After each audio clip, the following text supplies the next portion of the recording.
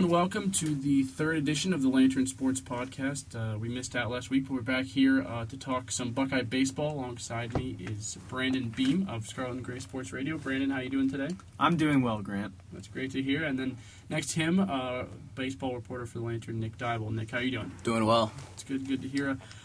Baseball team might not be doing so well. Got swept at the weekend against Nebraska, and then the week before against Indiana after having a pretty good start to the season. So, Nick, I guess I'll start with you. What's really, you think has been their big problem these past two weekends, falling in both these three-game series? Yeah, the season was looking really well. They were beating all the teams they were supposed to. Stole a win from Oregon, who was number 5 at the time, so they were doing really well. And then just heading into the Indiana series, it was their second Big Ten series of the year. They looked decent against Michigan State, but once the Indiana series hit, things just went downhill. And really the problem is they can't win the close games. And this weekend against Nebraska, they had lost in 2 walk-offs back-to-back times, and those are just the games that set the good teams apart is the close ones, and they just got to pull those out. Yeah, you mentioned both those walk-offs, and then the other game as well was also by a 1 run, so all 3 one-run losses. Rand, what do you think about that? Yeah, you look at a team like Indiana, and they're returning over 90% of their offense from last year. And that's a tough team to beat, and I don't care who you are in the Big Ten. Regardless, Ohio State was going to be up there. But Indiana's a tough team to beat regardless. And then going into the Nebraska series, like you said, all 3 games were 1-run losses, and good teams find a way to win those games. And not saying that Ohio State is a bad team, but right now they're going to need to get back on the winning side. Yeah, maybe some of that has come from Trace Dempsey was preseason All-American, but really hasn't pitched his most stellar stuff this year. Can you maybe see anything reflecting in this game that you think might be hurting him? Brandon, I'll start with you. Well, it's troubling anytime your closer goes into a game against Ohio when he becomes a starter. And maybe that was kind of signs of concern about the pitching staff. I don't know what's going on with Dempsey. I don't know if it's his mechanics, if it's his head, what his problem is. But, yeah, definitely not living up to the expectations, and it's showing in his game. All season long, they've just been talking about Dempsey just trying to pitch a little too hard, that he's not relying on the stuff that he really has, and he's trying to over-pitch. He's really not your stereotypical closer. He's not going to blow a fastball by you. But so he's just got to stay back. And I talked to him after that game that he started. He just wanted to get some innings in and know when he was actually going to pitch. But when I asked him if he accomplished what he wanted to, he's flat out said no. So definitely need for improvement for Trace. And he's just got to get his head straight, really. And you could see it after the game against Ohio, after he was yanked after 4 innings. He was on the mound, and he was clearly frustrated, and he was screaming into his glove. It seemed like I wasn't in the press box, but I was down the right field line just watching the game. And he was definitely frustrated because he let the runners on in the 4th inning and gave up some runs. So I don't know what the deal is, but definitely not 100% right now. And that's physically or mentally, but not as what is expected from Trace Dempsey. Absolutely. He's pitching decent, but people are just hitting him hard. And it's kind of hard to explain why that's happening. But it's not that he's having the worst year, but just after he got preseason All-Americans, he was an All-American last year. And just after such a stellar year last year, expectations are kind of trumping him right now.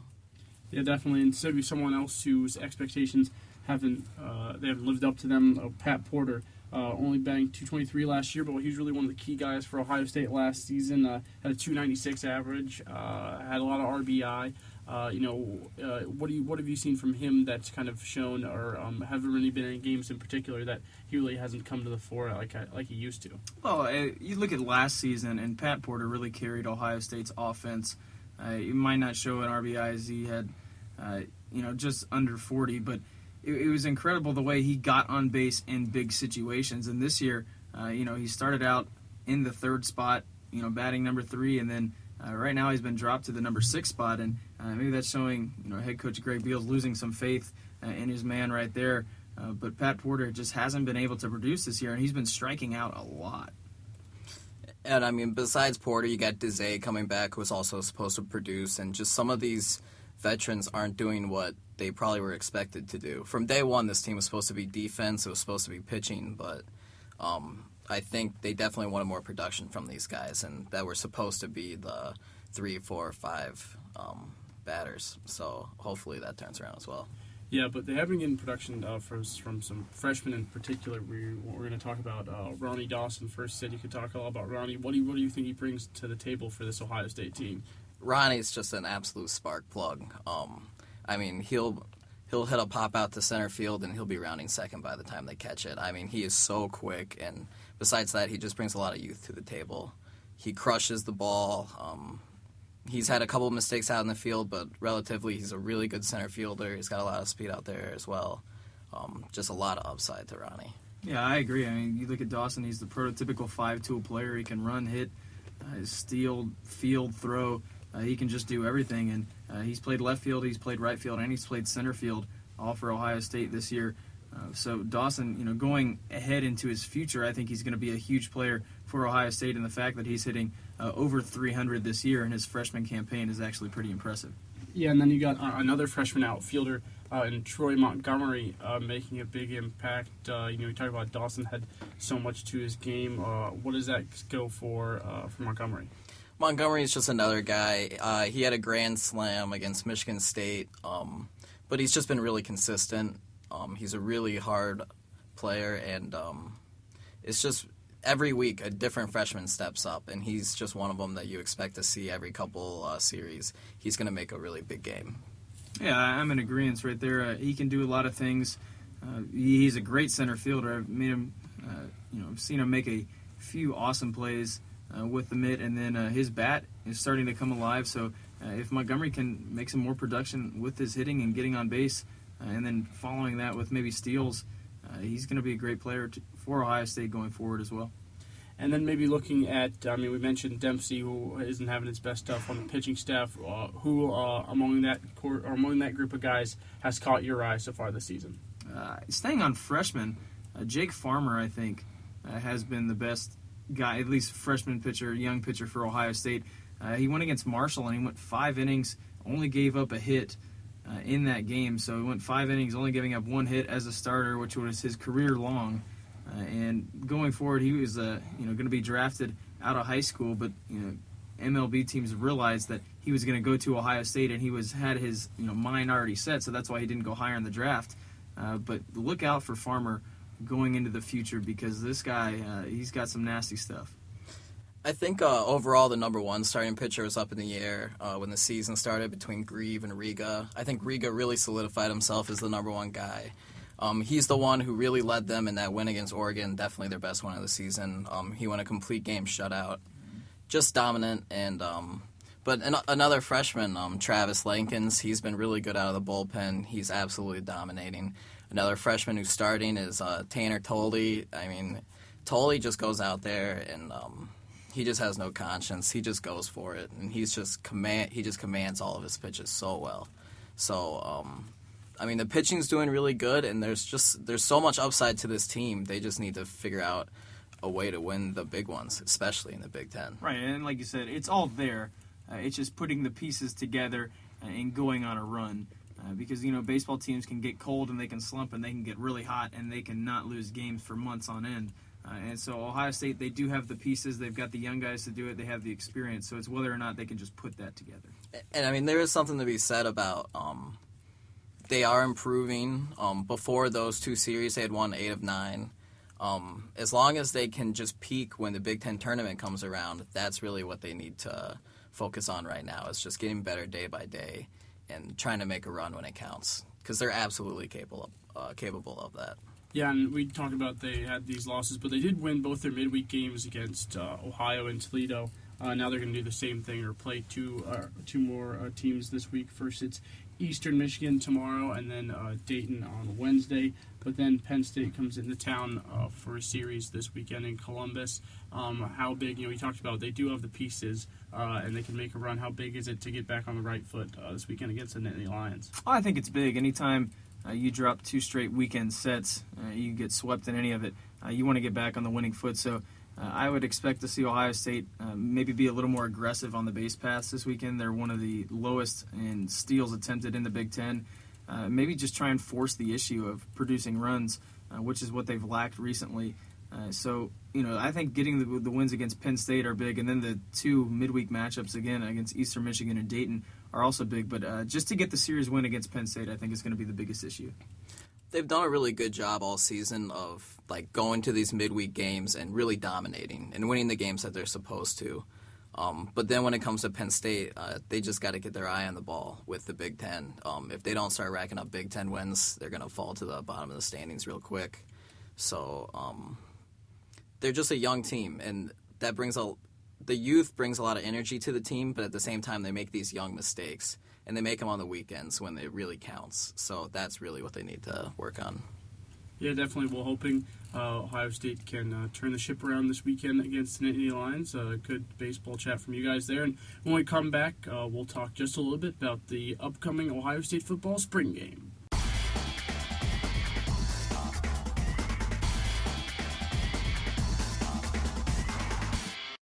Okay, we're back here to talk a little bit about the upcoming Ohio State football spring game. We have a new guest in studio. You all know Jeff Hammersley from the past 2 weeks. Jeff, how you doing today? Doing pretty good, great. Happy to be back for another week on this podcast. Yeah, I'm sure you are. You sound very excited. So I'm pumped for spring game. You and Brandon can talk a little bit about the spring game. I mean, just like all spring games really comes down to people just trying to stake their claim throughout the rest of the semester and going into the summer and the season. Obviously, there's a lot of places up for grabs. Brandon, maybe we'll start with you. What are you looking at? What positions are you looking at? Well, you start off with the spring game, and usually you have a good idea going into the spring game who are going to be the starters and then who's going to be battling for backups. But with Taylor Decker, the only returning starter throughout the season on the offensive line, I'm really looking forward to that because this is going to be some of the most desperate football that you've been seeing playing because, these guys are playing for starting spots out here. We know Pat Elflein stepped in last year big in the game against Michigan, then the Big Ten championship game. So he's going to be another name thrown around. Jacoby Boren, the center, maybe him as well. But literally, everybody on this offensive line has a chance to make a claim that they want to be a starter because nobody besides for Decker out there right now has any claim and has any right to be a starter. So that's going to be some desperate football being played on the line, and they have no easy task against going in the defensive line for the Buckeyes. Yeah, I agreed there. I think for the spring game, we generally know who's going to be your starter going in, but there's a lot of spots that are open for grabs. And I think really for the defensive secondary, we saw last year, that secondary was carved alive in games like Indiana, where they gave up a ton of points there. And I think going into next season, that's going to be one of the focal points. So I think anybody who had the job last year needs to do really well this year, or especially in the spring training portion, to show that, hey, we didn't do so hot last season, but we're improving.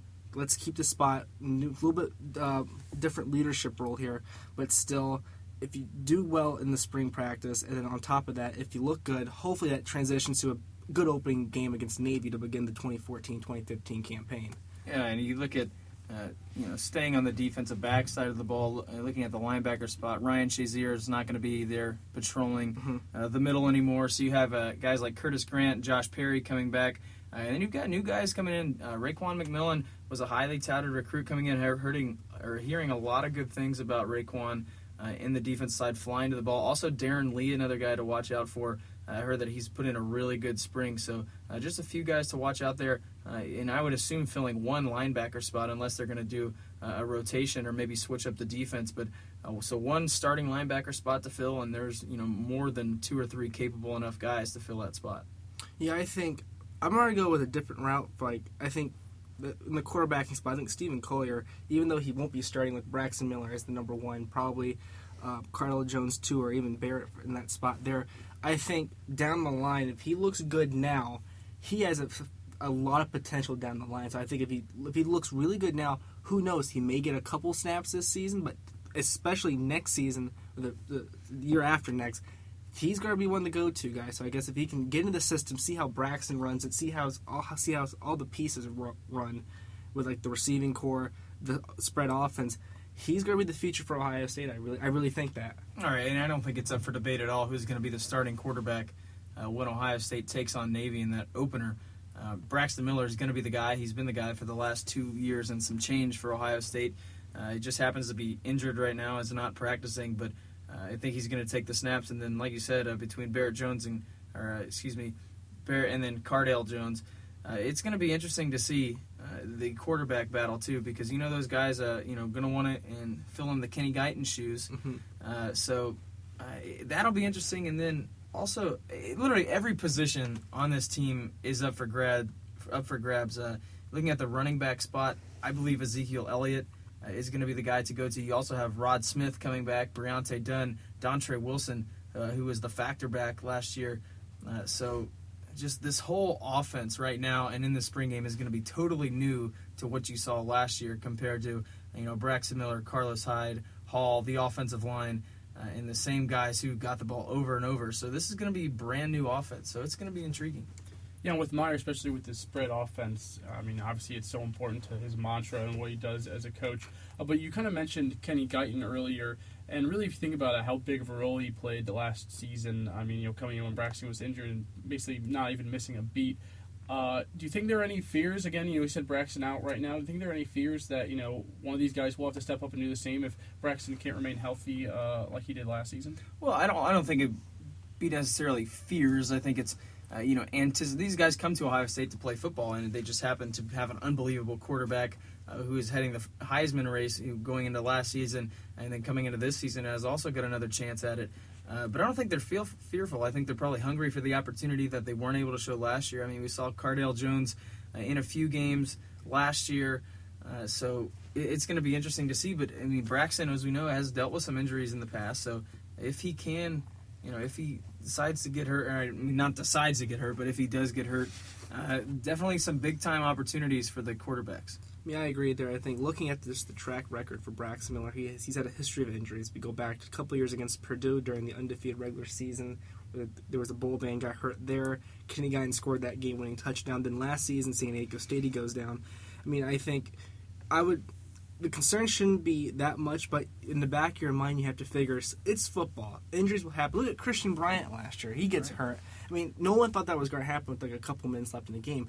It's just football. Injuries will happen, but for the guys who are in second string, even third string, they have to be prepared at a moment's notice to go into that game and try to win it for Ohio State. All right, and the whole, the motto, next man up, because it's true. I mean, and even what we were talking about earlier, Trace Dempsey right now, we're switching back to baseball, if he doesn't improve as closer, there's Lankins who's right there, and if Lankins starts playing better, then you better watch out for your spot. So opportunities, like you said, if a guy comes in relief of Braxton Miller, and if he starts playing better, then once again the questions will be circling around, like where there was Kenny Guyton, if he should be the starter last year. So we'll see what goes on with that. But like you said, next man up, it really plays a toll, because if you play well with Ohio State as a starter, the question's going to be there if you should start the next game. Yeah, and Meyer's not certainly one to rest on his laurels. I'm reading the book about the 2012 undefeated season that talks about how he's always just about competition. No matter what position you're in, you're competing against another guy. We want the best out there to show. And so you guys have to compete against each other to earn that right. And certainly the spring game is going to be big for that. I'm sure there'll be a big crowd. There's a huge crowd the past couple of years. Are you guys excited? You guys will both be there, correct? To take it all in. Yep. So anything that you really expect, or are you looking forward to the most, just to watch Ohio State again? I think it's just to see a glimpse of what this upcoming season has, because Ohio State, they're on a 2-game losing skid right now, which 20 some odd straight wins, and then you run 24. into a buzzsaw. Nobody's heard that in 3 years. So. Right. And then you have Feels those, like our freshman year again. Really bad. I mean, 2 straight losses. It's just to see what this team can do next season, because I'm already counting down the hours before they play Navy in Baltimore to begin the season. They get to go to Maryland twice, Yeah. get to go to some new places. Absolutely. Then they get to play Rutgers at home, but still, I think for this Ohio State team, it's intriguing to see, will they learn from their mistakes? We already know the issues. We know secondary, the passing defense, that was atrocious at times last season. But if they can solve that problem in spring with more practice, who knows? This could be another undefeated regular season. Maybe this time it ends in Jerry World with a national championship. I'm looking forward to this week. We were talking about questions in every spot and competition going on. I'm looking forward to the defensive line, by far the strongest part of that Ohio State team. I mean, you've got 8 guys deep in that defensive line. And talking about competition, last year, Adolphus Washington, who was the starting end, actually Joey Bosa came in and took his spot, and Washington didn't start. So, competition is big. You still have, you've got guys like Bennett, Bosa, Spence, Washington, even then, you've got Shutt in the background, Marcus Hall, Chris Carter, who's come a long way. They are 7 or 8 deep, and these guys are big, they're mean, they're fast, they're flying around to the football. And this young, inexperienced offensive line, I think, is going to have their hands full this Saturday. But regardless, it's going to be fun because those guys are some fun defensive linemen to watch. Yeah, definitely. Well, after being off the radar for a bit, Ohio State football starting to get back in full swing, and it will dominate most everyone's thinking throughout the next 9 months or so, but I'm sure we're certainly all looking forward to it. So that's a wrap on our chat on the spring game. We'll come back and discuss a little bit of Buckeye men's lacrosse.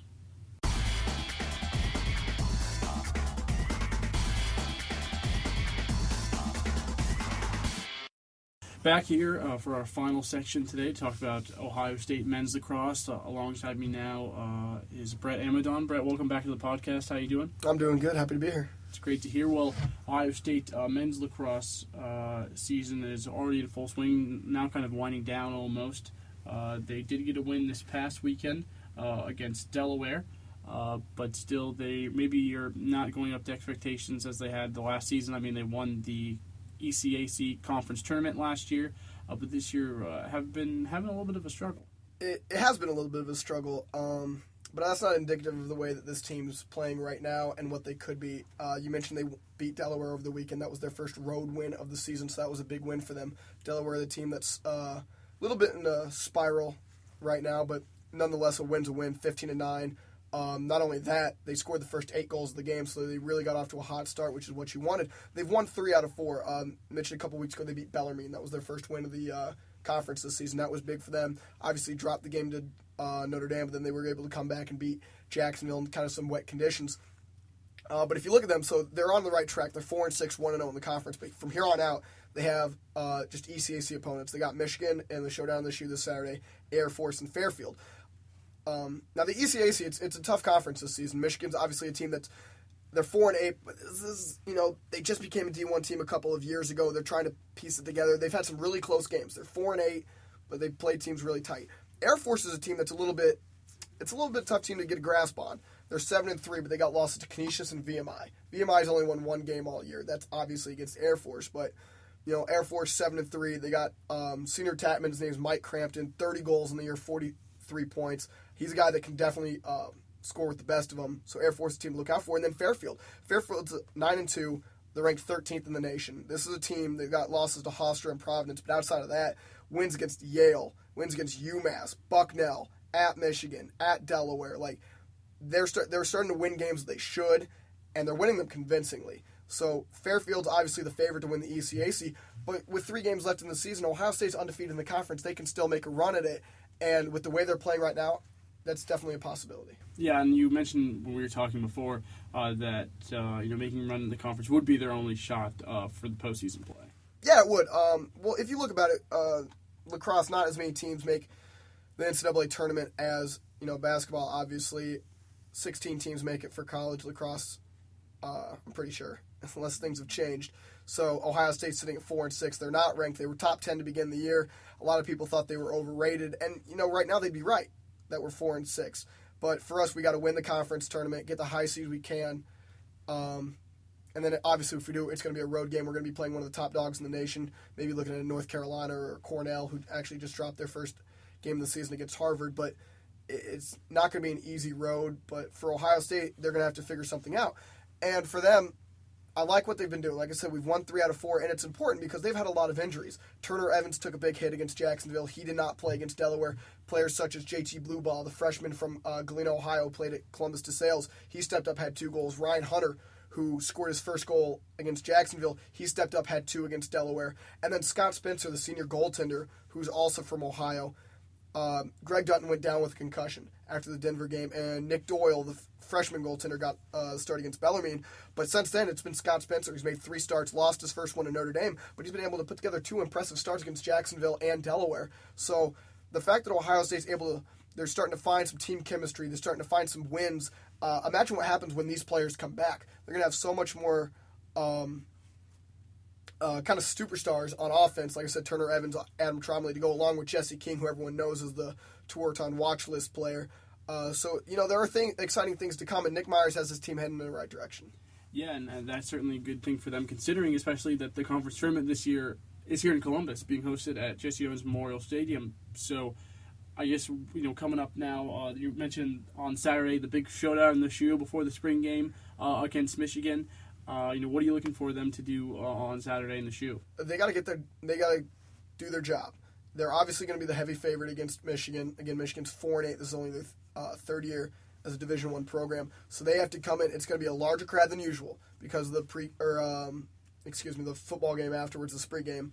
So there's going to be more crowd than usual. That should be good for Ohio State to get them amped up. Anytime you're playing in the shoe, it's going to be a big game. And for them, like we talked about, they have to win from here on out. So I'm expecting them to come out and really get a convincing win. They did against Delaware. They did against Jacksonville. You got to go to your key players, Jesse King, Carter Brown. Como's had a good year. David Planning. And then, obviously, defensively, shut them down with players like Robbie Haas, Joe Muir.